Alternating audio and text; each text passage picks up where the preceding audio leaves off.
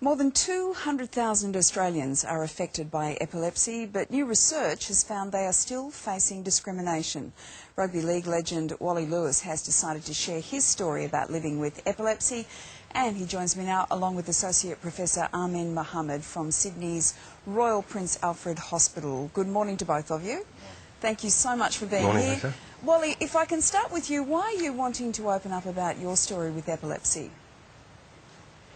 Well, for many, many years, Lisa, I think it's basically anybody that had epilepsy swept it under the carpet, didn't believe that they could afford to tell anybody else around other than their close friends, for fears of discrimination in the workplace. It's certainly a very trying matter for anybody that's suffering from it. Do you think that's partly because people haven't understood it?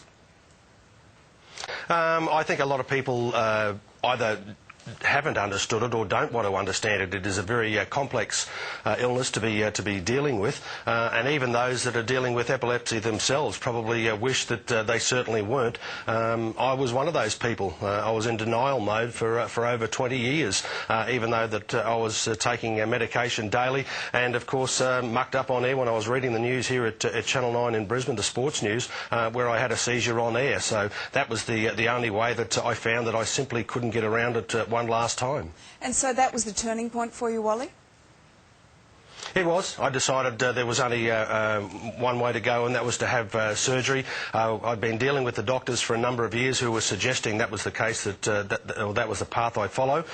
Thankfully, since the surgery, which is 6 years and 2 months ago, I haven't had a single seizure. So finally becoming a little bit serious with it and dealing with it in the right, correct way, that's probably been the best decision that I've ever made in my life. That is great news to hear, Wally. And Professor Mohamed, you've carried out some new research. What have you actually found? Well, the research was actually done by a South Australian group, but they found that 1 in 2 patients with epilepsy report that they still face discrimination or feel they're discriminated against in the workplace.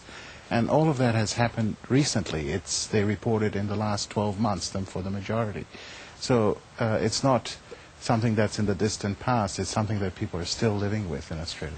What would change that discrimination? Well, I think a lot of discrimination is because of ignorance, as you pointed out, but also misconceptions and myths. You know, there are a lot of old myths around about epilepsy, that it is contagious, that the persons have mental or psychiatric illness, and I think that's all false. And maybe education and people making themselves more aware of the condition would be the way to go. And perhaps more people like Wally speaking out. Wally, what would your advice be to other people in similar circumstances?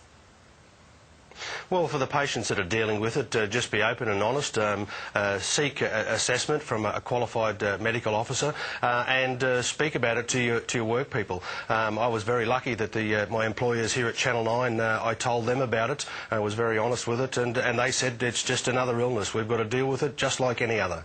Yeah, putting it out there in the open always takes away the mystery and the myths around just about anything. Wally, great to talk to you. Good to see you so healthy too. Thank you. Thanks, Lisa. It's good to be that way. Associate Professor, thanks very much for your insight as well. Over to you, Georgie.